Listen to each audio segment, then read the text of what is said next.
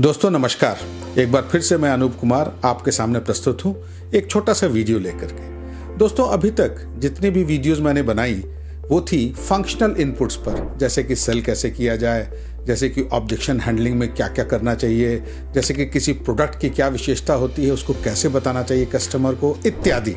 लेकिन आज इच्छा हो रही है कुछ दूसरी बात करने की, और उस दूसरी बात में मैं कुछ ऐसे सुझाव आपको दे रहा हूं जो मेरे ख्याल से अगर आप आत्मसात करेंगे या अंग्रेजी में कहते हैं इम्बाइब करेंगे तो आपको कुछ लाभ तो जरूर होगा।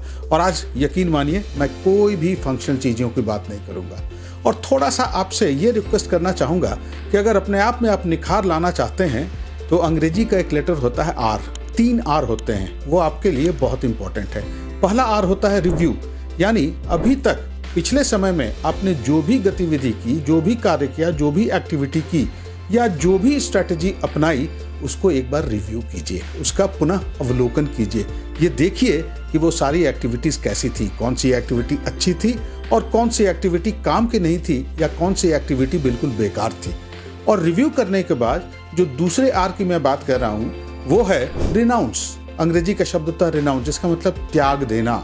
जब आपने रिव्यू किया तो आपको ये तो भली भांति पता चला होगा कि कौन सी चीज बेकार है या कौन सी चीज अनउत्पादक है, यानी अनप्रोडक्टिव है। तो वो सारी अनप्रोडक्टिव चीजों को, जो बेकार चीजें हैं, बासी चीजें हैं, कोई काम की नहीं है, या अंग्रेजी में जो कहते हैं कि ऑब्सोलीट हैं, उन सारी चीजों को त्याग दीजिए, यानी रिनाउंस कीजिए। क्योंकि बासी चीजों को, ऑब्सोलीट चीजों को रिनाउंस करना भी एक तरह की लर्निंग है। आप सीखते हैं। लर्निंग का ये मतलब नहीं है कि सिर्फ नई चीजों को सीखा जाए, लर्निंग का ये मतलब भी है कि जो पुरानी चीजें हैं, जो काम की चीजें नहीं है, उनको त्याग दिया जाए। और तीसरा आर जो होता है उसको कहते हैं रीइंफोर्स, और रीइंफोर्स करने का मतलब होता है पुख्ता करना, मजबूत करना। आपने रिव्यू किया तो आपको दोनों चीजें पता चली कि कौन सी पॉजिटिव है, कौन से नेगेटिव है। नेगेटिव को आपने रिनाउंस कर दिया, और जो पॉजिटिव चीजें हैं उनको रीइंफोर्स कीजिए, यानी उनको फिर से पुख्ता कीजिए। याद रहे जो पॉजिटिव चीजें आपकी हैं वो आपकी स्ट्रेंथ हैं, और अपनी स्ट्रेंथ को हमेशा स्ट्रेंथन करना चाहिए। नेक्स्ट सजेशन जो मैं देना चाहता हूँ वो सजेशन है आत्मविश्वास का, कॉन्फिडेंस का। अब देखिए, कॉन्फिडेंस एक ऐसी चीज है कि बहुत से लोग कहते हैं कि कॉन्फिडेंस आए कैसे। अब कॉन्फिडेंस, कुछ लोग कहते हैं कि नहीं वो बहुत कॉन्फिडेंट है, तो वो कॉन्फिडेंट इसलिए हुआ है कि उसने कॉन्फिडेंस प्राप्त करने के लिए कुछ प्रयास किया है, और थोड़ा बहुत प्रयास आप भी कर सकते हैं। सबसे पहली बात मैं आपको बताता हूँ, अपने कॉन्फिडेंस को पुख्ता करने के लिए, मजबूत करने के लिए वो काम जरूर करें जिसको करने में आपको डर लगता है। जैसे अगर मान लीजिए पूरे दिन भर में आपने 10 कामों की लिस्ट बनाई है, टू डू लिस्ट जिसको कहते हैं। उन 10 कामों में नॉर्मली होता क्या है कि हम हल्के काम को जल्दी करते हैं, तो हल्के काम को हम जल्दी अंजाम तो दे सकते हैं, लेकिन क्या आपको मालूम है कि जो थोड़े कठिन काम होते हैं वो आपको डराते रहते हैं, they keep scaring you. So it is better कि आप जो कठिन काम है उनको पहले कीजिए, बाकी हल्के काम तो आप आराम से कर सकते हैं। और एक चीज हमेशा याद रखिए, जितनी ज्यादा आप में विधा होगी, जितने ज्यादा स्किल आप डेवलप करेंगे अपने कॉन्फिडेंस बूस्टिंग एक्सरसाइज के द्वारा, आपके लिए उतना ही अच्छा होगा। जानते हैं, एक पक्षी अगर किसी पेड़ की कमजोर डाली पर बैठता है तो वो डरता नहीं है। जानते हैं क्यों नहीं डरता है? क्योंकि उसे भरोसा, उसे कॉन्फिडेंस है अपने पंखों पर कि अगर डाली टूट भी जाए तब भी वो अपने पंखों के सहारे उड़ चलेगा और अपने आप को बचा लेगा। अगला सुझाव है मेरा साहस का। साहसी बने। अब आप ये पूछ सकते हैं कि भाई साहसी कैसे बने, हम तो साहसी हैं ही। तो चलिए, साहसी तो आप जरूर हैं, लेकिन साहस और साहस में वृद्धि कुछ चीजों की डिमांड करती है। जैसे कहते हैं ना, पुरानी कहावत है कि सोना जितना तपता है उतना ही निखरता है। उसी प्रकार ज्यादा साहसी बनने के लिए, और साहस बनने की प्रक्रिया ऐसी है जो कभी रुकती नहीं है। आज आप जितने साहसी हैं कल उससे ज्यादा साहसी हो सकते हैं, परसों उससे भी ज्यादा साहसी हो सकते हैं, प्रोवाइडेड आप कुछ एक्टिविटी करें। और देखिए, साहस का ये मतलब नहीं होता कि आप डरते नहीं हैं। डर तो एक स्वाभाविक प्रक्रिया है। साहस का ये मतलब होता है कि आप डर की वजह से रुकते नहीं हैं। और याद रखिए, जितना तपेंगे सोने की तरह उतना ही निखरेंगे। और एक चीज और आप याद रखिए, अभी भुट्टे का मौसम है। एक कच्चा भुट्टा अगर 10 रुपए का मिलता है तो वही सेम भुट्टा पकने के बाद 20 रुपए का मिलता है, तो थोड़ा तो पकना पड़ेगा। नेक्स्ट सजेशन है मेरा कि थोड़ा नेगेटिव आदमियों से दूर रहिए। देखिए, जहां तक नेगेटिविटी का प्रश्न है, अगर किसी छोटे बच्चे में किसी कारण से नेगेटिविटी आ गई है तो उसे सुधारा जा सकता है, क्योंकि वो बच्चा इम्प्रेशनेबल एज में है। लेकिन मोस्ट ऑफ द केसेस में जो वयस्क होते हैं, जो बड़े हो जाते हैं, वो एक अवधारणा अपने अंदर निर्मित कर लेते हैं, तो उनकी नेगेटिविटी को दूर करना बड़ा कठिन है। और अगर आप कोशिश करेंगे ना तो ज्यादा चांसेस है कि आप खुद नेगेटिव हो जाएंगे या चिड़चिड़े हो जाएंगे, वो आदमी तो बिल्कुल ही नेगेटिव से पॉजिटिव नहीं होगा। और ऐसे लोगों को मेरे ख्याल से छोड़ ही देना चाहिए, इनकी कंपनी से दूर ही रहिए। और ऐसे भी कहते हैं ना कि पान खाते हुए आदमी के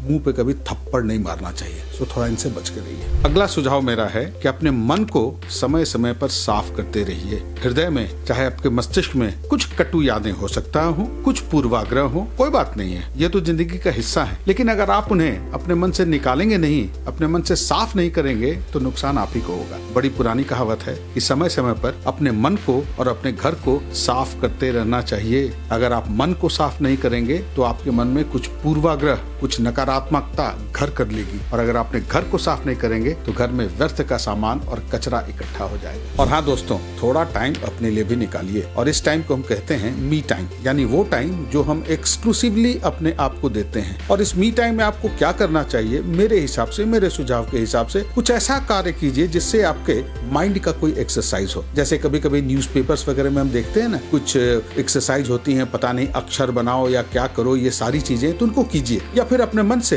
हिंदी या अंग्रेजी का कोई भी अक्षर या कोई भी लेटर चुन लीजिए और देखिए कि उस अक्षर या उस लेटर से आप कितने शब्द बनाते हैं। और इन एडिशन टू दैट, अगर रोज एक नई चीज सीखें तो बड़ा अच्छा होगा। लेकिन हाँ, कहना आसान है, करना कठिन है। रोज एक नई चीज नहीं सीख सकते हैं, तो कोशिश कीजिए हर 15 दिन पर एक नई चीज सीखें। किसी से भी सीखिए। अगर घर में आपके बच्चे हैं, यंग बच्चे हैं, उनसे भी कुछ सीख सकते हैं, किसी से भी सीख सकते हैं, कुछ पढ़ के भी सीखते हैं, लेकिन 15 दिनों पर एक नई चीज जरूर सीखें। और हाँ, पंक्चुअलिटी, जिसे हिंदी में कहते हैं समयबद्धता, ये न सिर्फ आपके लिए इम्पोर्टेंट है बल्कि उन सारे लोगों के लिए इम्पोर्टेंट है जिनसे आपका मिलना जुलना होता है। और अगर सच कहें तो पंक्चुअलिटी सबसे ज्यादा इम्पोर्टेंट आपके लिए है। और कभी भी टाइम की महत्ता को अनदेखा मत कीजिए, क्योंकि पंक्चुअलिटी या समयबद्धता आपका अपने आप से किया गया एक प्रॉमिस है। और जब आप पंक्चुअल होते हैं तो आप अपने आप से किए गए प्रॉमिस को पूरा करते हैं। अब अगले सजेशन में देखें परिस्थितियां।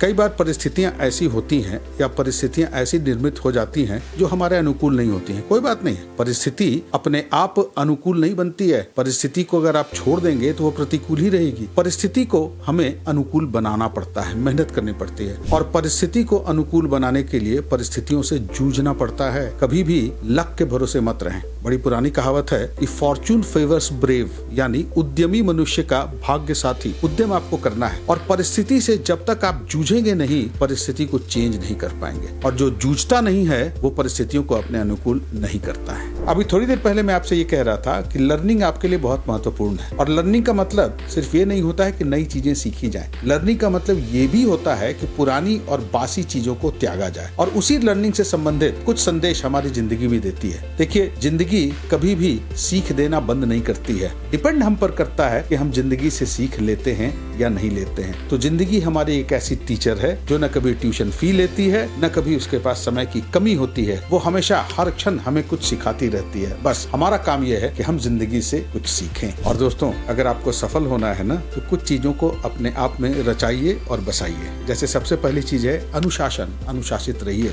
दूसरी चीज है अच्छी आदतें डालिए। तीसरी चीज है अच्छे लोगों की संगत में रहिए। और चौथी चीज है हमेशा अपने लक्ष्य को बड़ा रखिए। और हाँ, एक चीज कभी मत भूलिएगा, मुस्कुराना। मुस्कुराना एक ऐसी विधा है जो आपके सामने वाले के चेहरे पर भी मुस्कुराहट बिखेर देती है। और रिसर्च कहते हैं कि कोई भी व्यक्ति औरों के मुकाबले मुस्कुराते हुए व्यक्ति से ज्यादा बातें करना पसंद करता है। और ज्यादा बातें होंगी तो आपका काम भी आसान होगा। और दोस्तों, लास्ट में सिर्फ ये कहना चाहूंगा कि हौसला रखिए, और हौसले के डोज को कभी कम नहीं होने। कभी डॉक्टर के पास जाते हैं तो वो किसी दवा के बारे में क्या लिखता है, 2 times a day, 3 times a day, 4 times a day। लेकिन मैं तो आपको ये प्रिस्क्राइब करूंगा कि जहां तक हौसले का डोज है, वो dose all time all day लेते रहिए, हर क्षण लेते रहिए। क्योंकि कहते हैं कि हौसला रख, ये राहें ही ले जाएंगे तुझे मंजिल तक। कभी सुना है कि अंधेरों ने सवेरा नहीं होने दिया। दोस्तों, थैंक यू वेरी मच। आशा है कि आपको ये वीडियो अच्छा लगा होगा, क्योंकि मैंने बिल्कुल जैसा कि मैंने शुरू में कहा था, कोई फंक्शनल इनपुट इसमें नहीं दिया, उसकी बात नहीं की। सिर्फ आपके लिए कुछ बातें जो मेरे जेहन में उभर कर आ रही थी, उनको मैंने शेयर किया। Thank you very much. और बहुत जल्दी मैं आऊंगा एक नई वीडियो के साथ। नमस्कार।